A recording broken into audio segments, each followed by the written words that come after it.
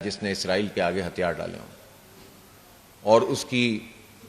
جو اجارہ داری ہے یا قبضہ ہے اس کو قبول کرنے کا اعلان کیا ہو۔ اسی ملبے کے ڈھیر پہ لوگوں نے رمضان کو خوشی کے ساتھ منایا اور عید کی خوشیاں بھی بچوں نے، عورتوں نے اسی طرح سے غزہ میں، فلسطین میں منائی ہیں۔ عید کے اس موقع پہ بھی اسرائیل کے حملے جاری رہے ہیں اور تقریباً درجن سے زیادہ 12 سے زیادہ فلسطینیوں کو انہوں نے عید کے موقع پہ بھی شہید کیا،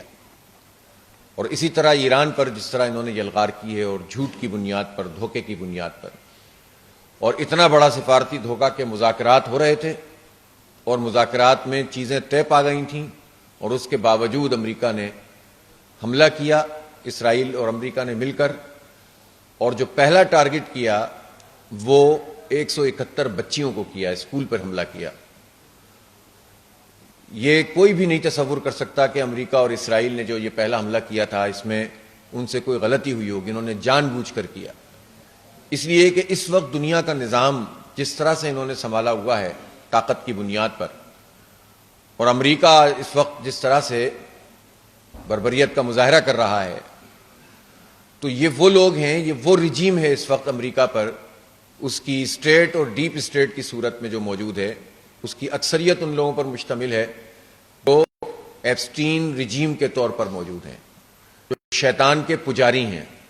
جو انسانوں کا گوشت اور خون اس کے شکاری ہیں، وہ پیتے ہیں، بچوں کا خون پینے والے ہیں، اور ان لوگوں کے ہاتھ میں امریکہ کا پورا نظام ہے، اور امریکہ چونکہ پوری دنیا پہ اپنی طاقت کے ذریعے سے حکمرانی کے خواب دیکھتا رہتا ہے اور اپنی بربریت کا مظاہرہ کرتا رہتا ہے، اس لیے اس وقت پوری دنیا کو ان لوگوں سے، ان شیطان کے پجاریوں سے خطرہ ہے، اور ان شیطان کے پجاریوں نے بچوں کے خون سے اور ان کی جان سے ان کی بھیٹ چڑھا کر اپنی اس نئی قبضہ گیر مہم کا آغاز کیا۔ پھر انہوں نے بین الاقوامی طور پر جو قوانین بھی ہو سکتے ہیں اس کو پامال کیا، اور ایران کی جو سیاسی رجیم تھی،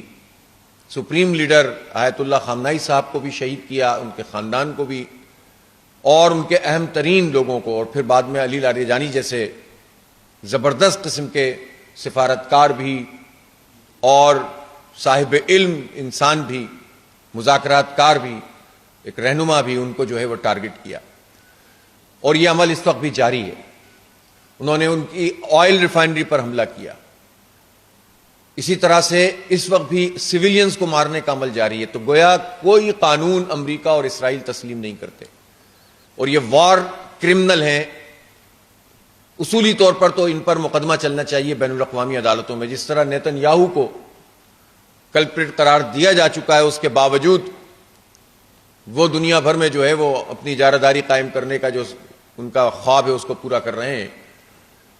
لیکن ٹرمپ کے اوپر بھی وار کرمنل ہونے کا مقدمہ بننا چاہیے،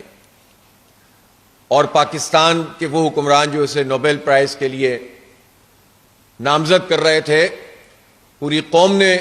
اس کو قبول نہیں کیا تھا، لیکن اب تو حالات نے اور زیادہ واضح کر دیا ہے کہ چاپلوسی اور خوشامد کے علاوہ اس میں کچھ بھی نہیں تھا۔ لہذا ایسا کوئی بھی عمل جس میں ٹرمپ جیسے لوگ اگر کسی سے بات چیت کی بات کریں، مذاکرات کی بات کریں، تو یہ ٹریپ بھی ہو سکتا ہے، یہ دھوکہ ہو سکتا ہے، اور ہمیں ایسے کسی دھوکے کا شکار نہیں ہونا چاہیے،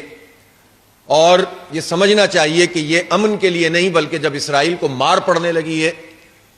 اور یہ ٹرمپ کا طریقہ ہے، جب اس کے اتحادی پٹنے لگتے ہیں تو وہ مصالحت کرنے کے لیے آ جاتا ہے۔